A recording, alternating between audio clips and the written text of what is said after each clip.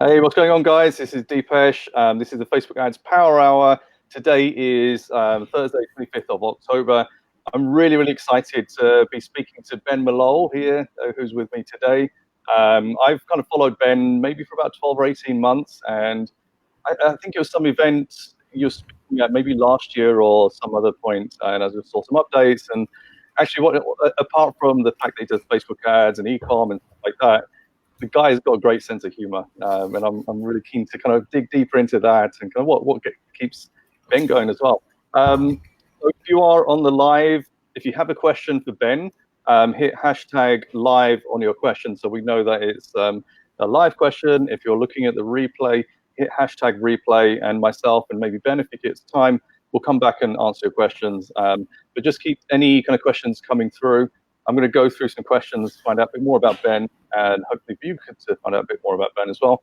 And then we'll come back and answer any of your questions that you've got as well. And, Ben's got a lot of experience on Facebook, on e-com, and some other things as well, like crypto, which you might want to ask him about as well. So, cool. So, if you're watching this live, this is my chance to interview someone I am actually interested in speaking to.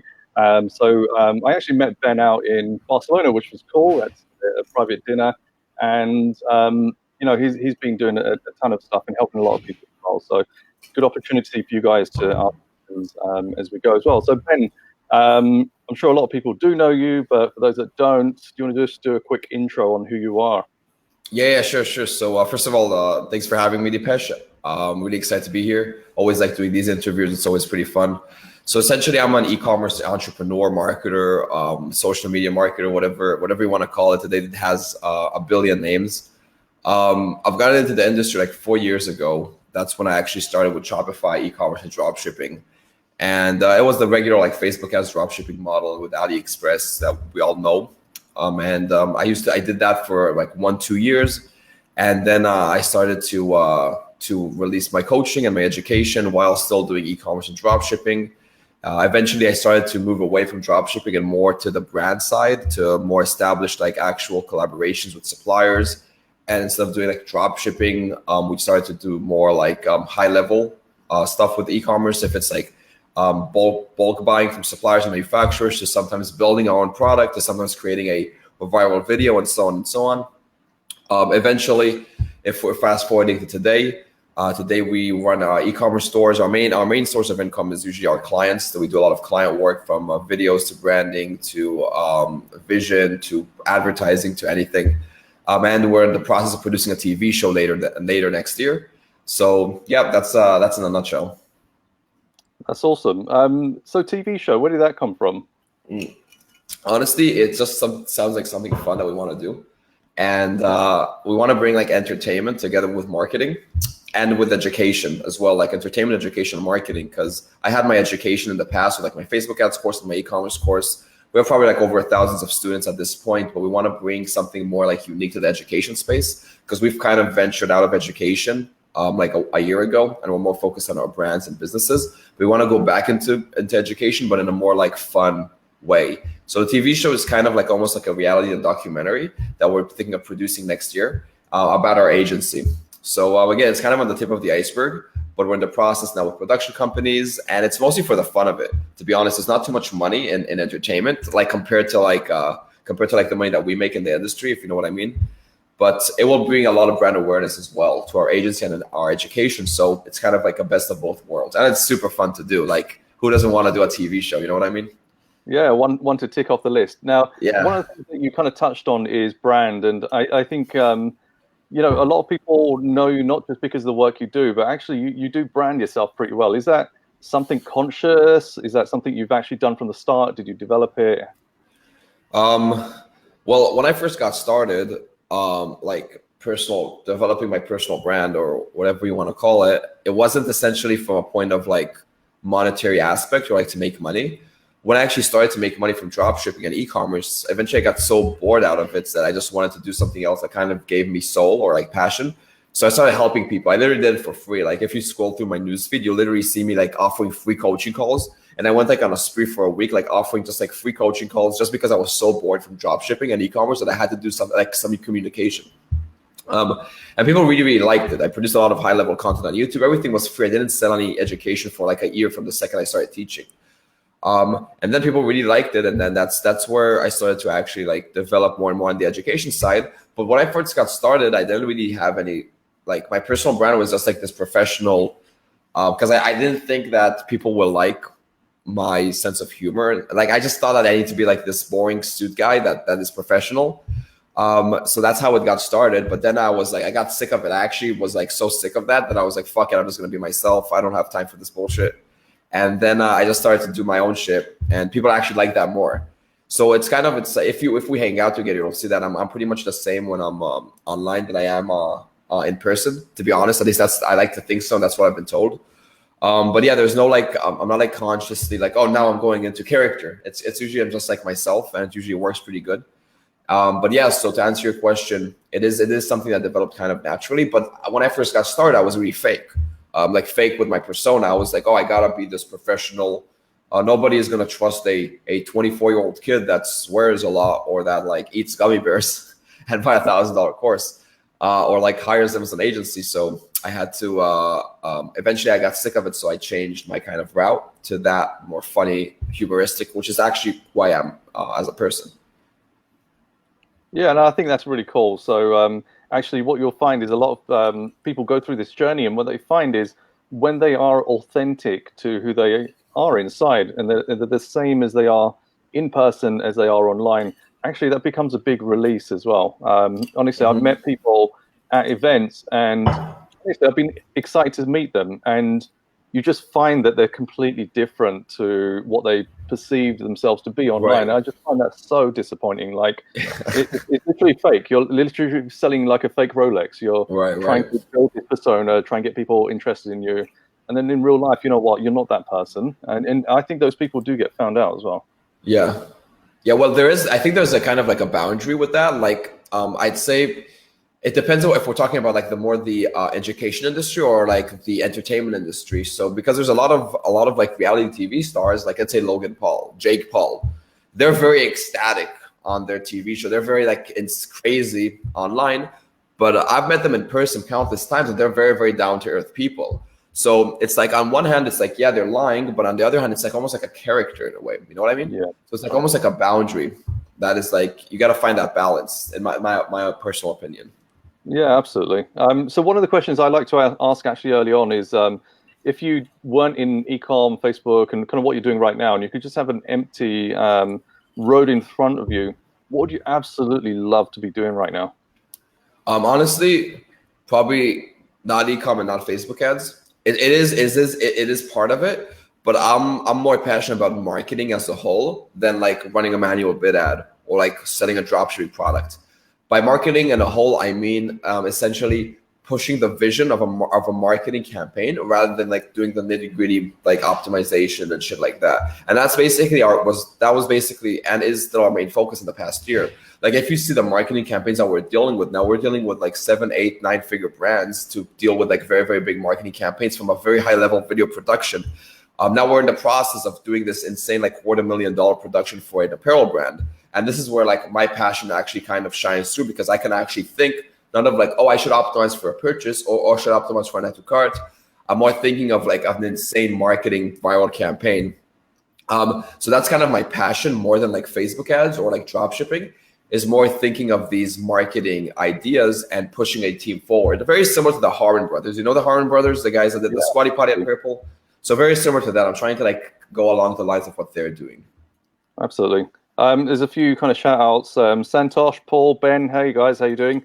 If you are listening to this live, give me a shout below if you want to say hi to Ben, and keep your questions coming in as well. We're going to go through some Q&A later on.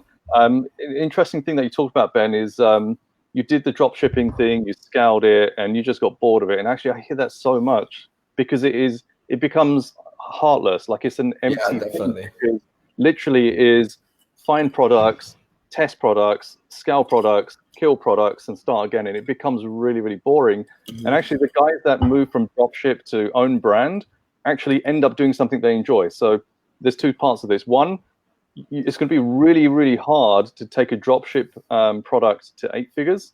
you kind of need a brand and you need some substance behind it. Definitely. Also, when you do start to build an eight-figure brand, you actually enjoy it more because by that point you've created purpose. And I don't know if many people who start dropshipping care about purpose. It's just about money. It's honestly, it's still easy money. It's end of 2018 right now. You can still make a lot of money from it, but don't think that that's going to make you happy. Like you'll be a millionaire. You can do all that stuff.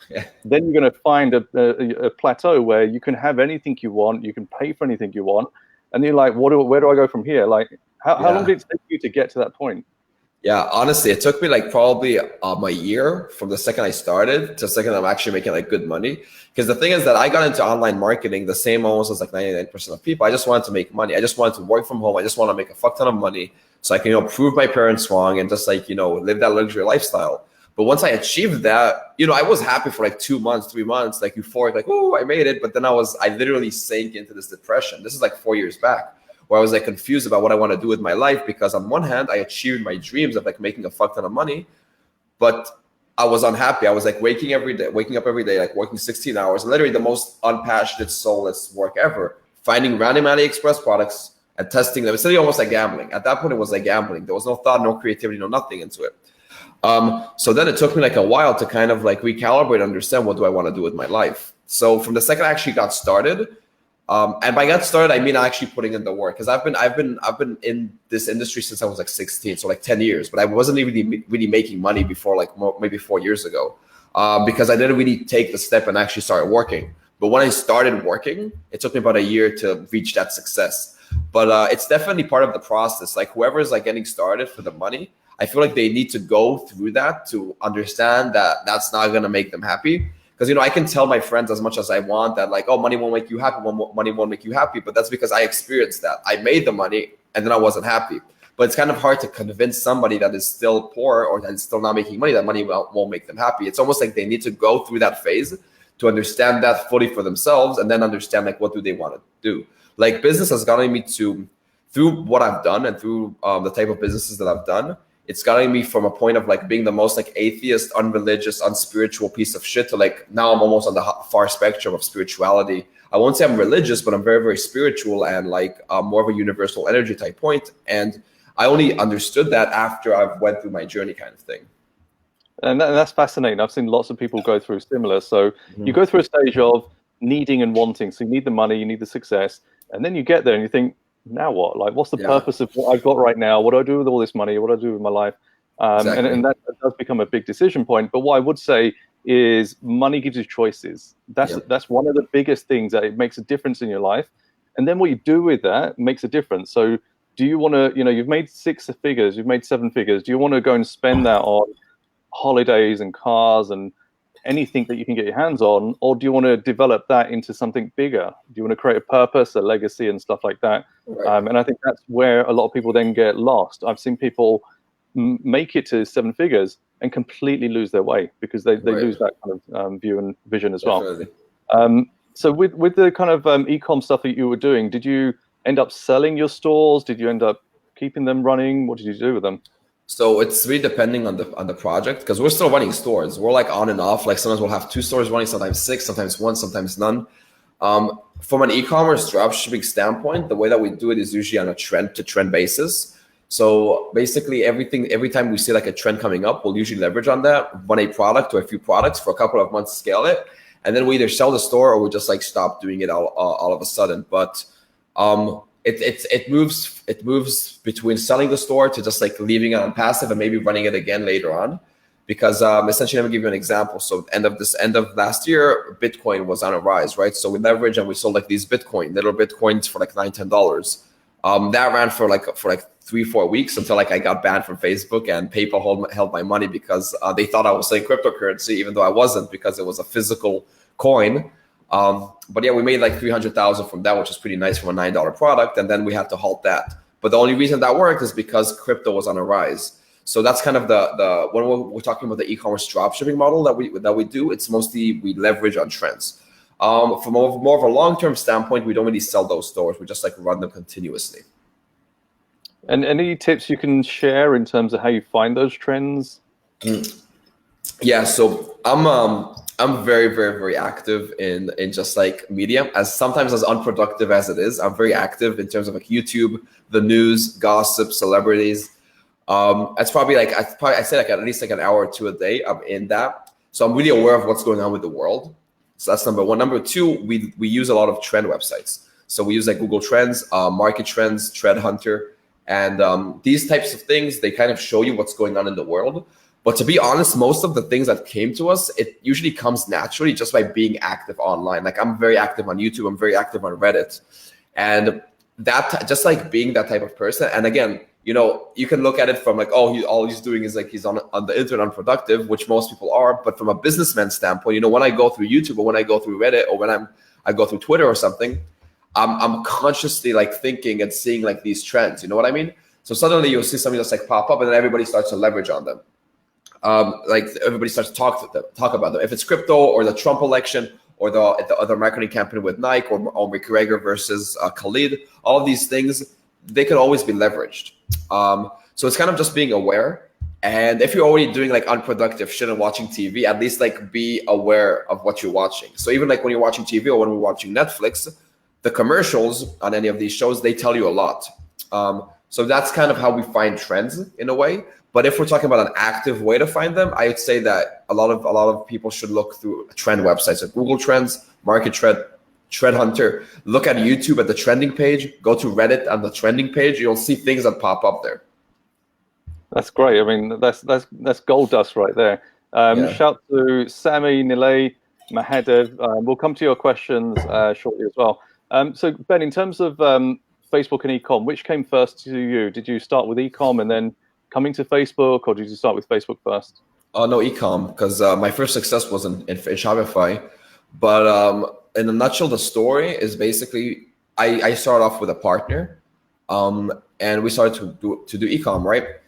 And we started to see success, but I just hated the e-com side of things. I really like the Facebook side of things because I'm more of an analytical kind of like, I like the advertising aspect of it, but the e-com was just so boring to me, which is like finding the products and like, you know, all of that, like that shit that is just, doesn't have any soul to it. I'm talking about specifically about the dropshipping model. Obviously on more high level e-com, there's a lot of soul to e-commerce, but specifically on that, eventually what happened is that me and my partner, we just split in terms of like the workload. So he was handling the e-com and I was handling the Facebook ads because I just really like the Facebook ad side of things.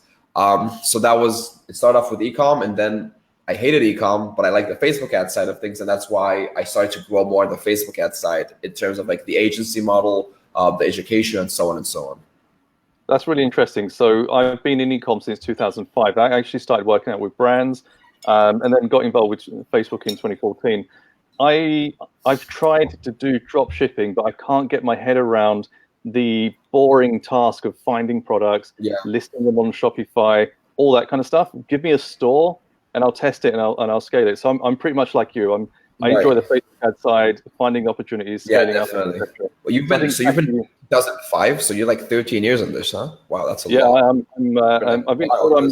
I'm actually older than I look. But yeah, I mean, I've been through it all. Like back in 2005, we're talking about MySpace, right? MySpace. Right. That's before Facebook. So that's Facebook.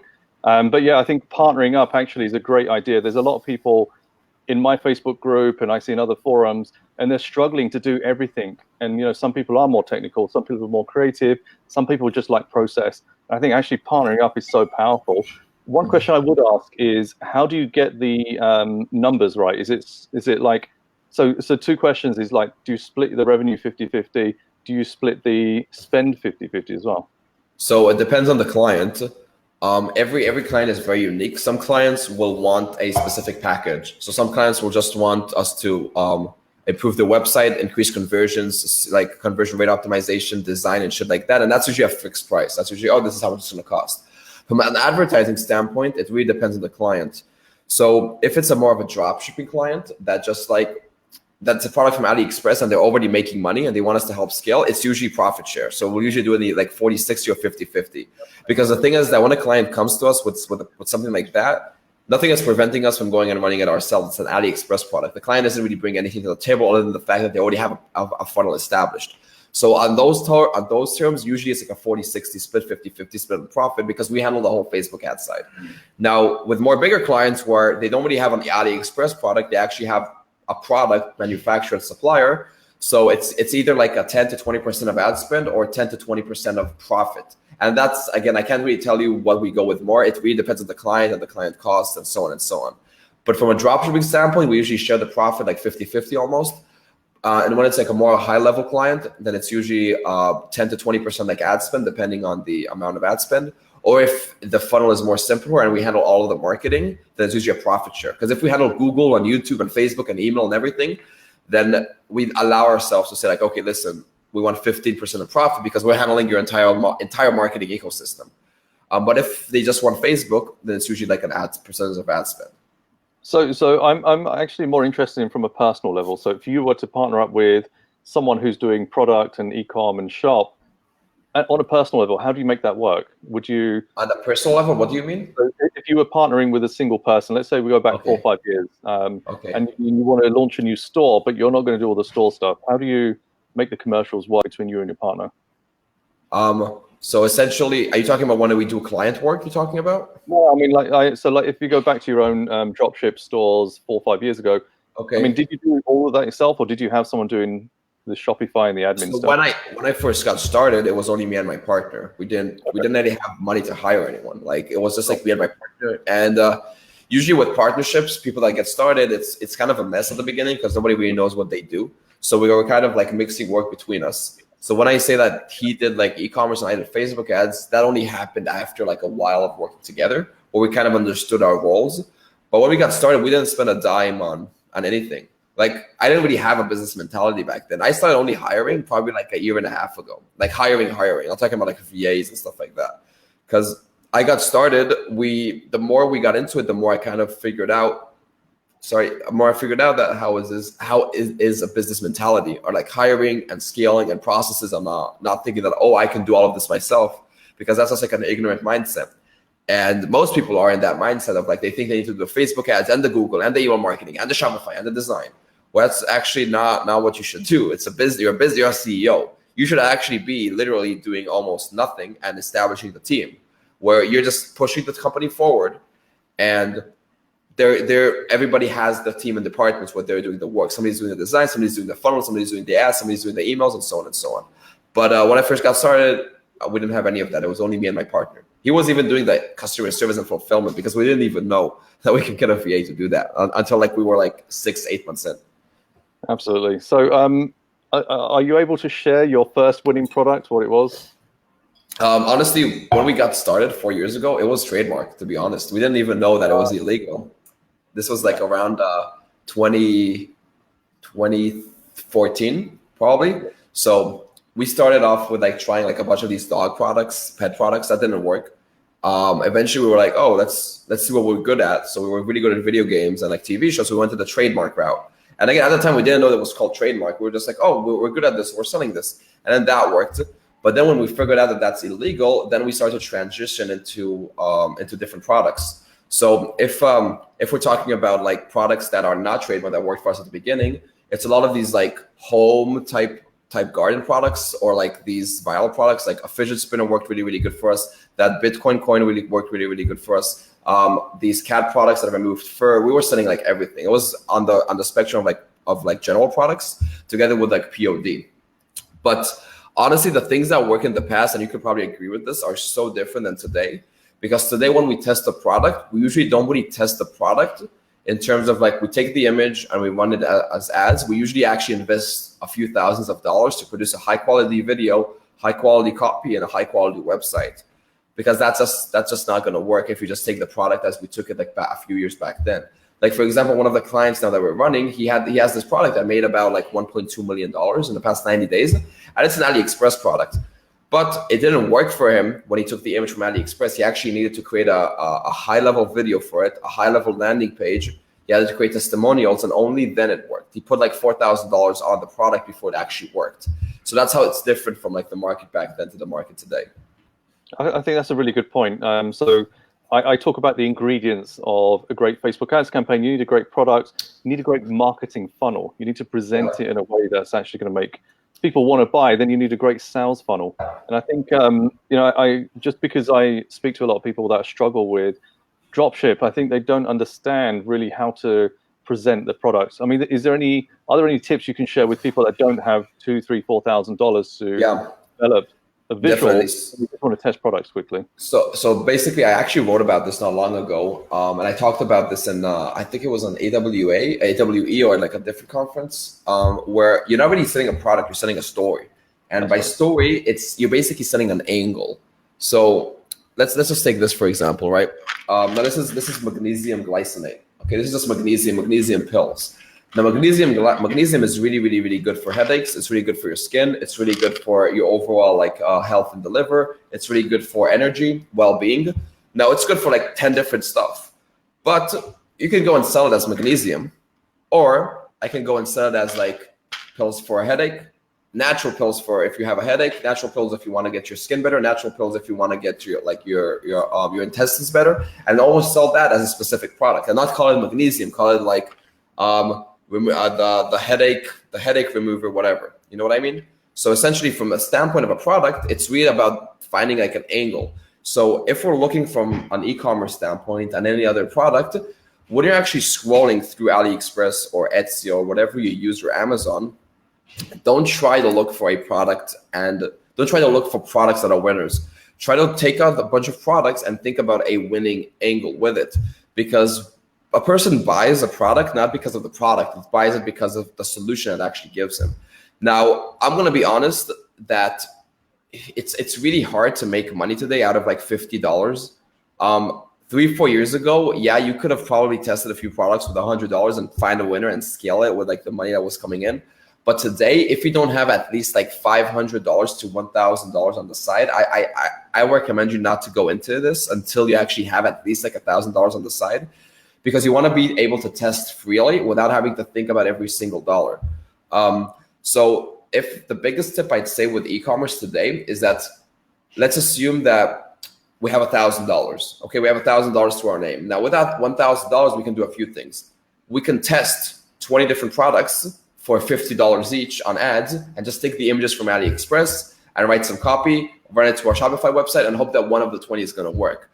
But I'll tell you that you'd rather take 2 products with that $1,000 and invest in a high quality video, a high quality copy, and a high quality website. Because time and time again, and this is from the past like year or two, the products that we just try to slam out like that from AliExpress didn't work like 9 out of 10 times. They just didn't work. But the products that we actually invested money into had a higher chance of working.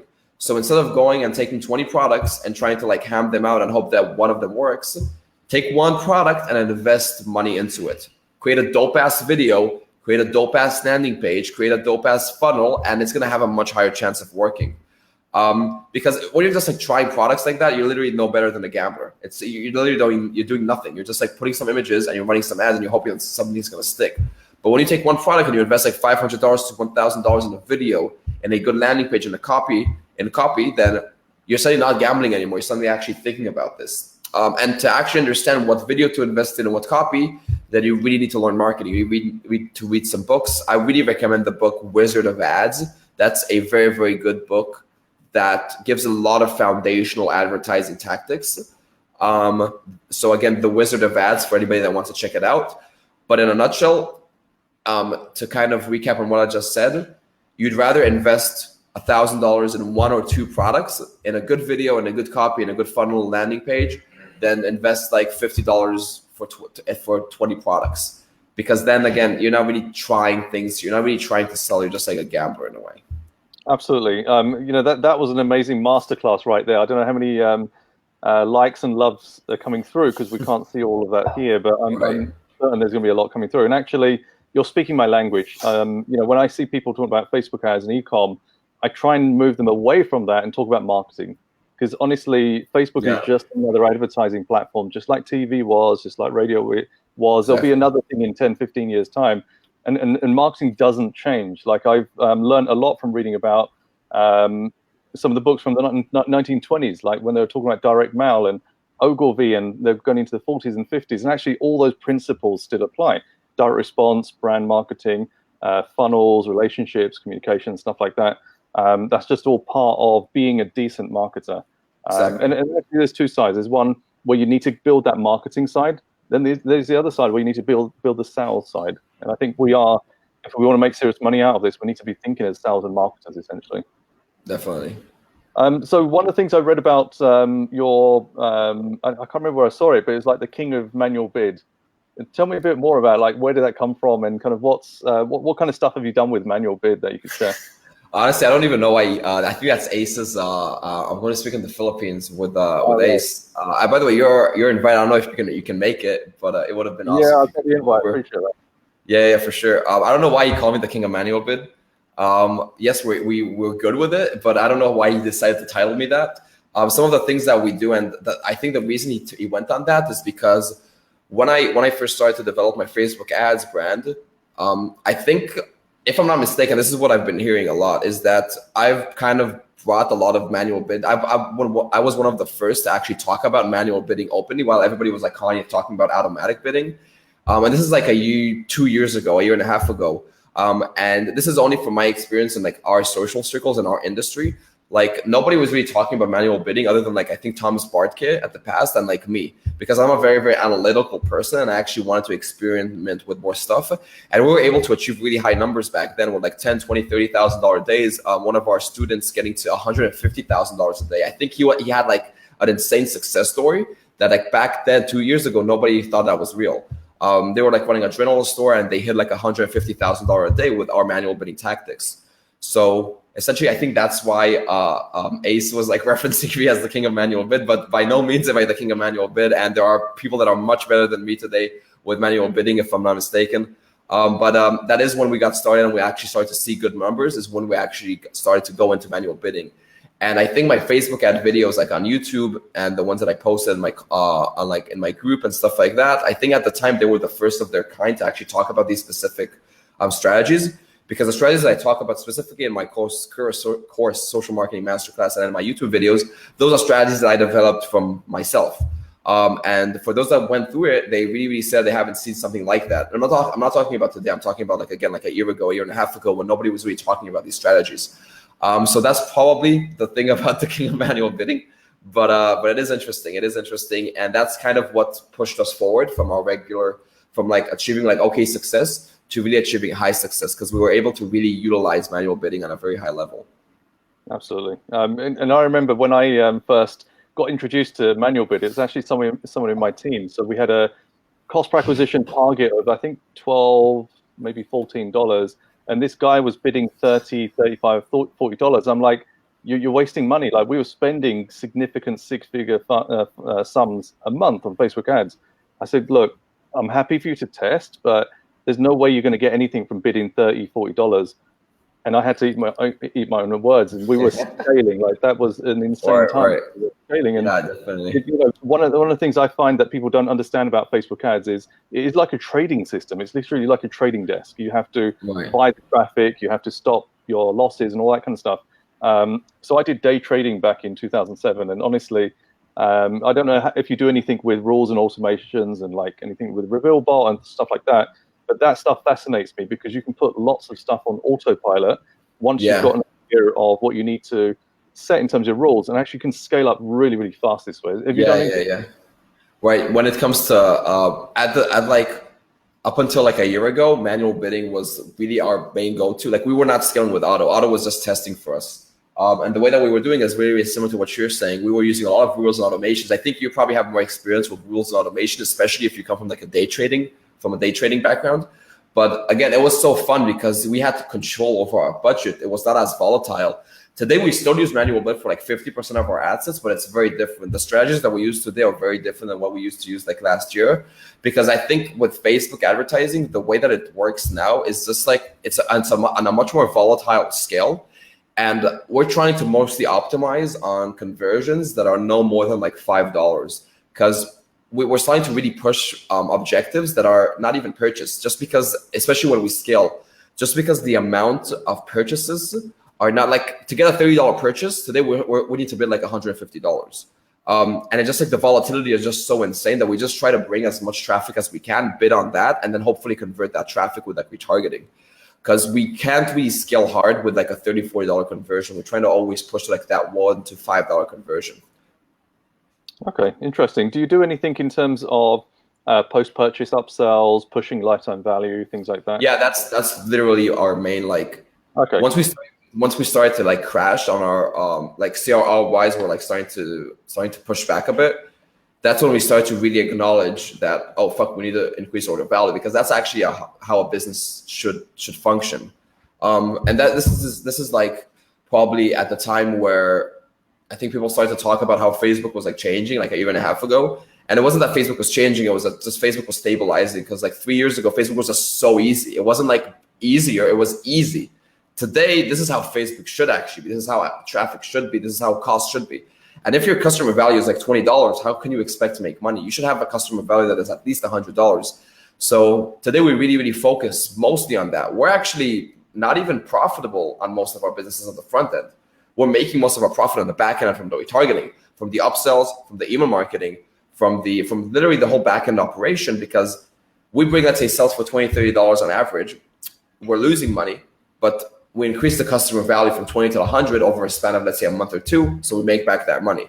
So that's honestly, if this is another tip that you guys should take from here, whoever is watching now, is focus 80% of your efficiency and productivity into actually developing a good backend funnel. The Facebook ads, for us, we're still understanding that Facebook ads is just a way to get traffic. We've stopped to think about it as a way to make money. We've stopped to think about it as like, oh, we need to be profitable on the first ad. Yes, we have a lot of ads that are profitable from the front end, but we're not counting on that. Like if our ads are not profitable on the front end, it's not like we're like, oh shit, this is a losing ad. No, at all. Because the thing is that Nike or fucking Amazon or any other big company, they're probably losing a fuck ton of money on the front end. They're making their money on the back end. Their customer value is thousands of dollars over years. You think they're not thinking about like, oh, I wonder if this billboard campaign made us back our money that we spent on it. Probably not, because most of the money in businesses is made on the back end. So if there's another golden nugget that you guys should take from here, is that focus at least 70% to 80% of your actual like marketing tactics into the back end funnel, into the upsells, into the email marketing.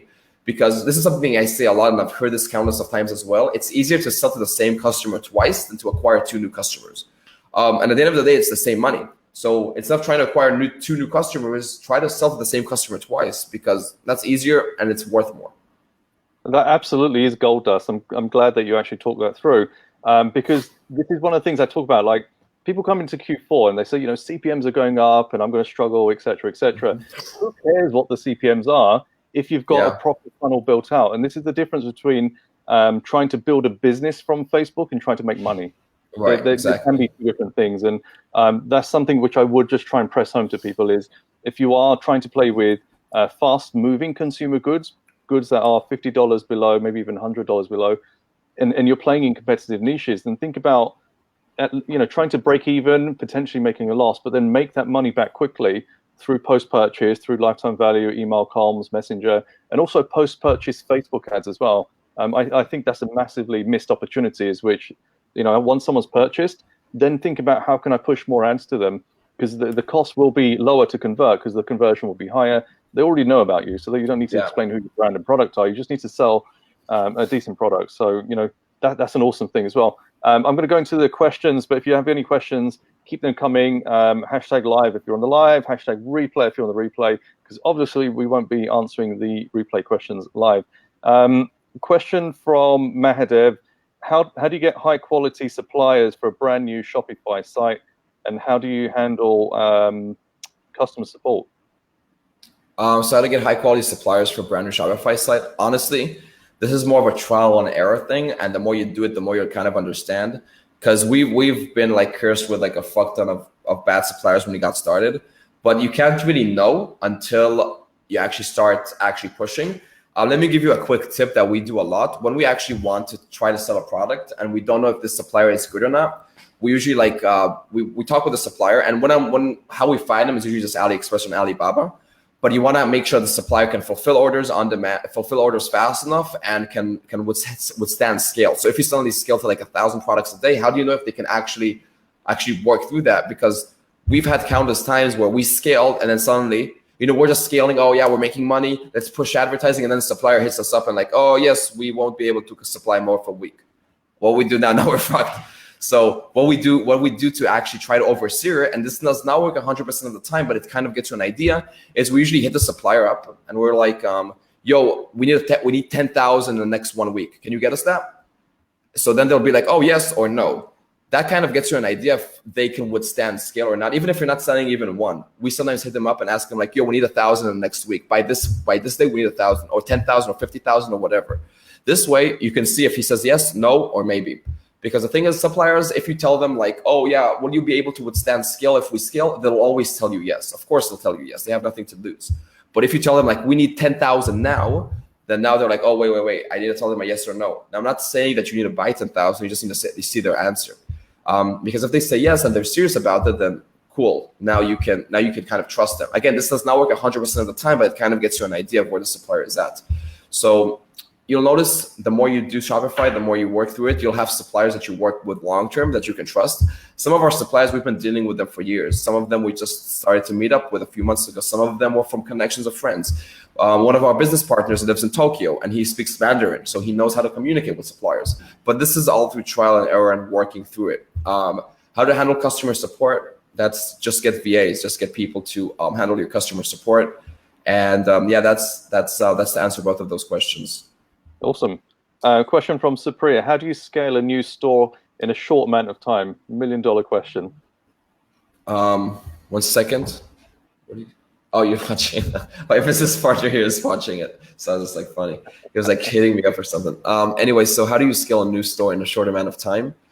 Well, that's, there's a million ways to answer this question. So I'm going to give you somewhat of an idea of what does it really mean to scale a new store. Because there's a few ways to go with this. You can be finding an AliExpress product and scaling that. You can open a brand. You can do affiliates. There's a lot of different ways to have a new store and scale in a short amount of time. But I can't really give you that one answer just like that, just because it's such a broad question. But if I give you some tips, at least have like $1,000 to invest. And two, I'm just gonna say what I said before. Instead of trying to think of how can I scale a new store in a short amount of time, then think of how can you get a successful product and then scale that. Now, I don't know what your situation is, if you're now making revenue or not, or if you're trying to now create a new store with a new product. But if you're trying to scale a product that is already working, then I can go into a tangent about Facebook ads and manual bidding and stuff like that, which will take us about 2 hours. But I'm pretty sure Dipesh has enough strategies that he talks about on how to scale from an advertising perspective. But if you want to push a new store, find a product and put some money on that product, at least $500 in a good video and a good copy of a service that we started using, which is phenomenally good, is eComviz. I'm sure you probably heard about them. They charge like $300 to $500 and they create an amazing video for e-commerce, like almost like a BuzzFeed style video. They've only been around, I think, for like 2 months and people are always using them because they're really, really good. So I recommend using them if you have a product that you see potential in, because you can get a really, really good product from that. Absolutely. Question from Kat. Was the book Wizard of Ads Turning Dreamers to Millionaires? 1 second. Let me actually take this because I think it has a different name on Amazon. Okay. Yeah, it's that one. It's that one. Wizard of Ads. Yeah, it's a really good book, by the way. It's not a known book, but it's a really good one. From a lot of advertising books that I've read and marketing books that I've read, that's probably one of the top 3. Awesome. This question is really, really important. Yo, nice headphones. Thanks. What headphones do you have? These are Sony WH-MX something. They're actually really, really, really good for flights because they're noise canceling. I think they have like the best noise canceling now in the market. I bought them like a few months ago, so they're really, really good. Usually they're wireless, but I ran out of battery. Awesome. Question from Meninda. Best strategy for an AOV of £200 onwards? So wait, what's the best strategy for an? Well, so high. There's no. I guess. Yeah, there's no like one strategy to go with this, but the way that we usually like try to at least accomplish as much as possible is there's a few different ways to increase the order value, right? So let's assume we're selling a $20 to $30 product. We're pushing them through the store. Now, our first hit of like trying to increase the order value is an upsell. Now, you don't want to burn the customer and try to have like 5 upsells and like 7 downsells because then you're just going to leave a bad taste in their mouth. So have like 1, maybe 2 upsells top. Then have an upsell on the receipt and or thank you email and or just like email follow-up. An email follow-up can consist of like 5 emails that almost tells the story of the store. And Russell Brunson's soap opera sequence is actually pretty good with that. I use that a lot for my education stuff, but it's really good for e-commerce as well. So that's another place to plug in e-commerce and upsells. Another thing is that you want to send an email like a week after they buy the product, telling them that the order is on the way and it's almost getting there, and then send them like another email after they assuming receive the product, let's say 3 weeks down the road, saying that like, oh, did you receive the product? We hope to hear your feedback. Here's 20% off. Another is like putting a coupon in a box of the product. But again, honestly, I'm pretty sure most people, really most people know what to do. We're just too lazy to actually do it. Because the thing is that you can, if you just sit with yourself and think of like, how can I make this customer buy more? Then you can probably think of like, without even me telling you anything, you could probably think of a million different ways, from emails to a package that is different, to even like sending a direct mail to the customer, to having the upsells, to the receipts. It's so easy to take a customer from $20 to $100. All you need to do is ask for it. All you need to do is like put it there on the table for them, on the receipt, on the emails, on the upsell, on the page, and so on and so on.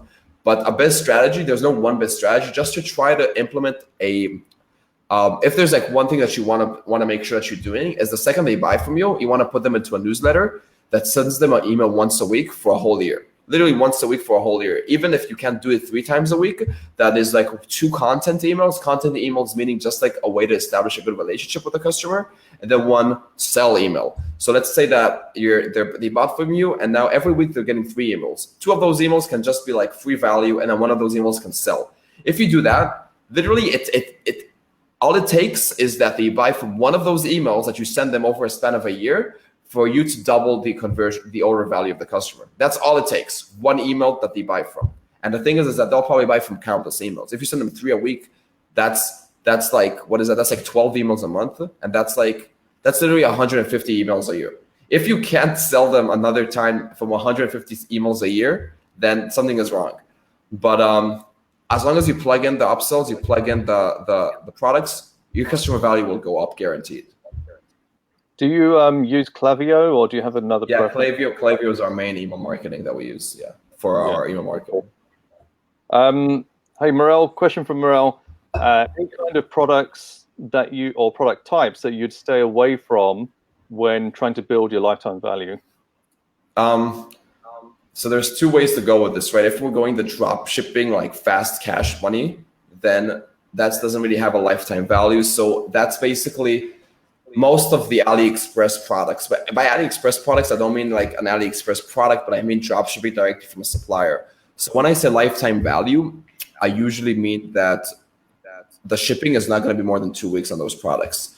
So it's not really about the type of product. It's more about the customer experience when they buy the product.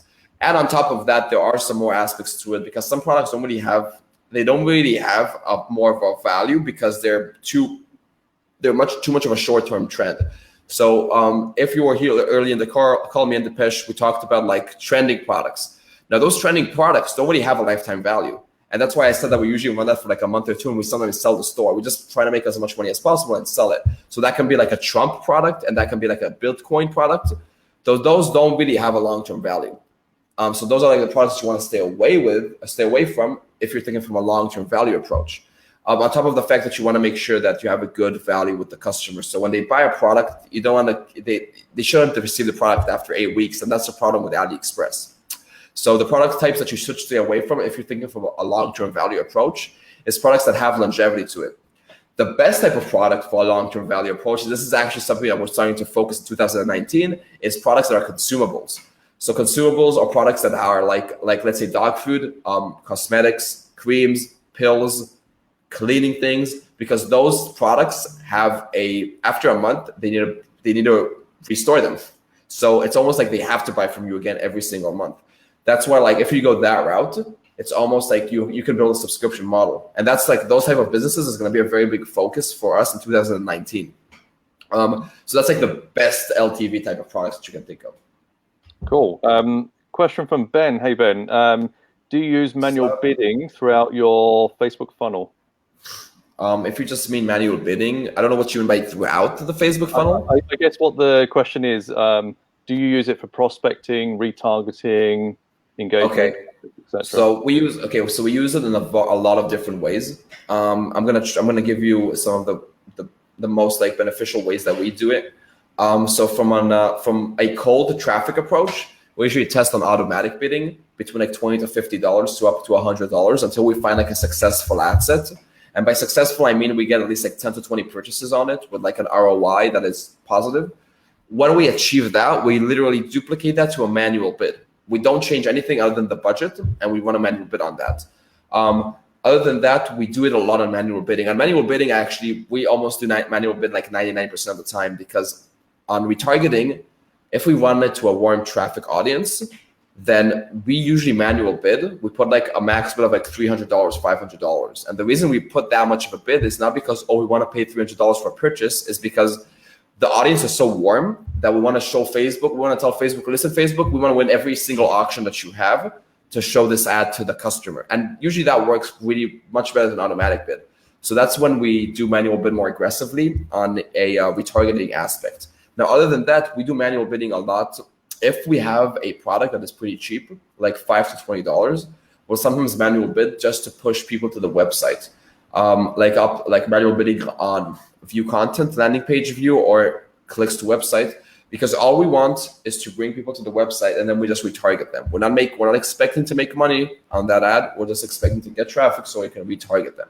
So that's usually when we do manual bidding. The two main aspects of that is when we scale automatic bid. Once we prove an automatic bid ad set, we duplicate that to a manual bid with a high budget, high bid, and retargeting. When we retarget, we usually manual bid on like video viewers, add to carts, view contents, and then we just put a very, very high manual bid of like $300, $400, just so we can tell Facebook to win all of the auctions. Awesome. Question from Sid. Where do you find your copywriters? How do you know who to hire, especially when they write for so many different niches? So our copywriters are usually us or just people that we've collaborated in the past. Honestly, like I wish I could tell you where to find them, but we haven't really found them. There were always like connections and friends of ours that work with companies that we worked with. So we kind of established those connections. But people, I know that there's a Facebook group called Cult of Copy that I know a lot of my friends actually found copywriters there, and they're pretty good. A way to actually know who to hire, and this is something that we used to test a lot, is we usually just get like, let's say we try to hire like 10 copywriters, and we tell them that we need a copy for this type of page. And the thing is that we don't tell them that we gave this to other people. We give it to every single one of these copywriters, and we just see who comes with the best copywriting.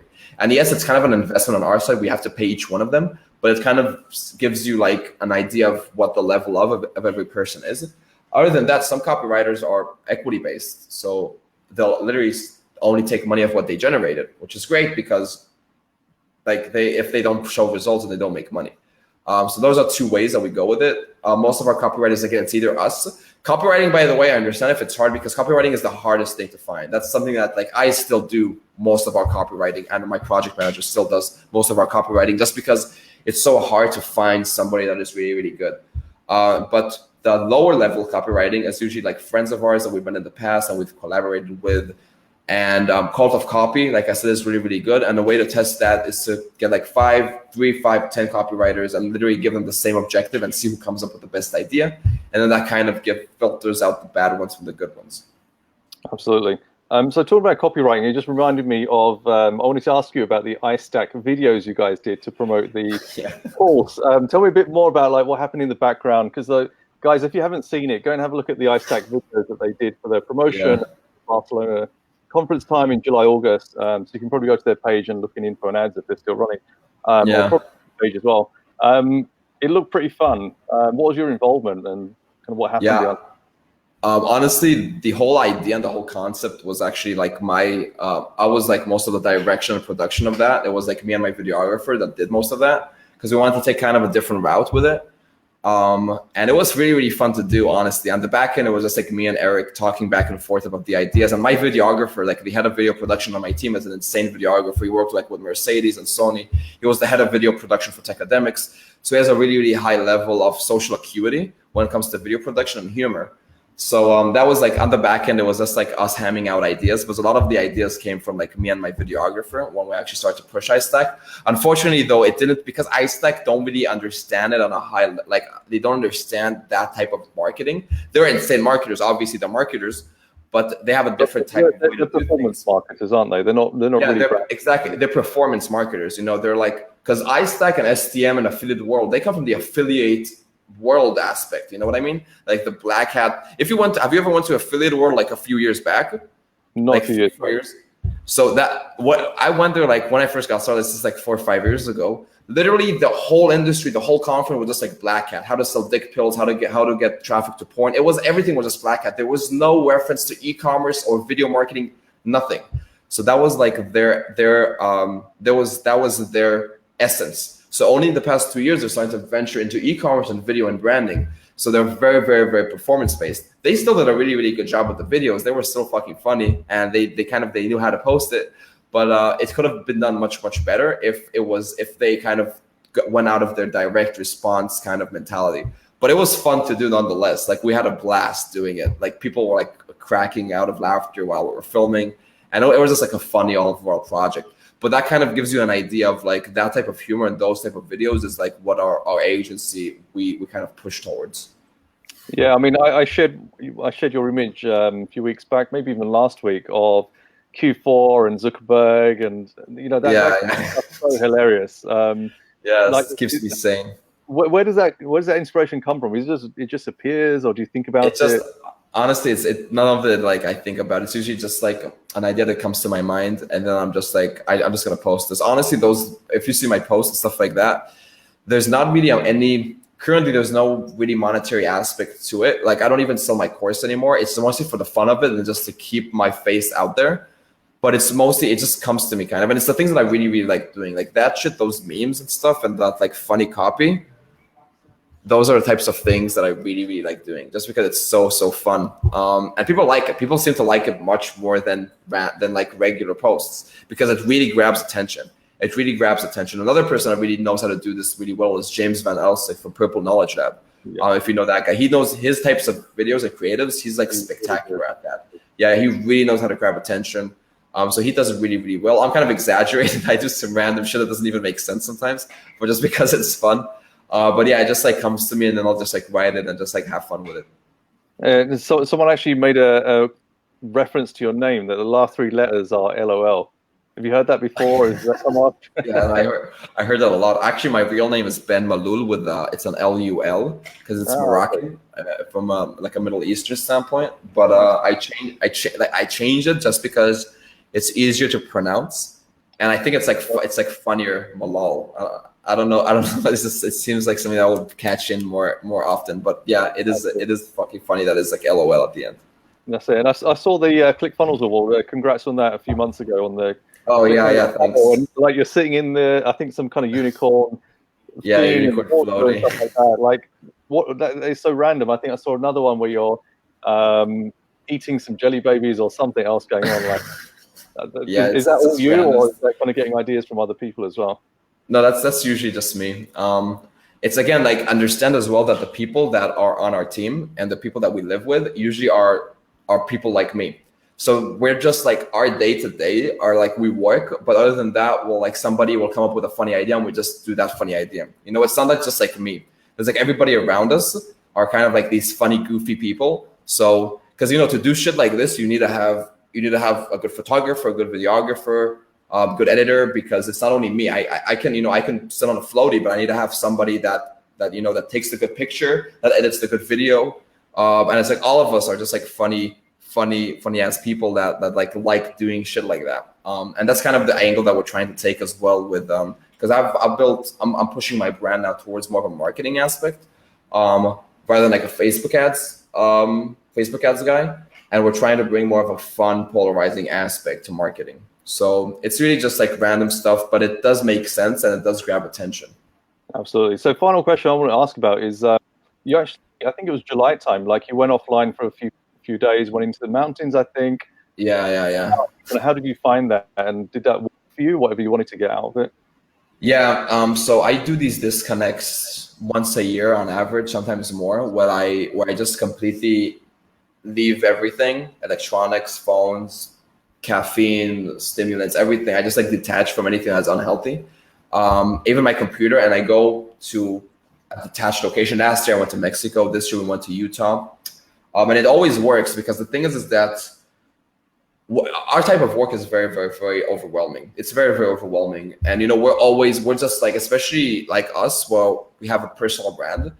We are just like overwhelmed with information, like messages and emails and Facebook and Instagram. And it's like literally from the second I get on my computer, I'm in a storm. I'm in like a war almost. I have like all of these messages and emails and that. Sometimes it's so hard to focus. I actually had to take a break from like my personal brand just to focus on my businesses, because when I launched my course last year for like 3-4 months, it was so overwhelming. All of my other businesses started to like go down because I didn't have time, and I just put so much work on my plate that I didn't know what to do with it. So that's why I started to like have to recalibrate. But once a year, I go on these like trips for like 4, 5, 6 days where I just completely disconnect. I get a bunch of books with me. Sometimes I do it alone. Sometimes I do it with my business partners. And we just go and we completely like detach, and it's amazing, man. It's phenomenal what your mind can do and what your body can do when you have like nothing to do other than like read and talk. You have no TV, no laptop, no business, no phone. So then what happens is that the main reason we do this as well is to kind of recalibrate on what we want from our business, because it's very different when you're just like working and going for a meeting and thinking, okay, we should do this, this, and this with the business, or when you detach from business for 5 days, have nobody to talk to, have no electronics or phone or laptop, and then you think about it, because different ideas come to your mind when you're like outside of that bubble. So that's kind of the main reason for it. And I've been doing this for years. Like once a year, I'll go and leave the country and do something that is and disconnect to kind of reconnect kind of thing. And it always works phenomenally well. I kind of need it. It's like almost like air to breathe in a way.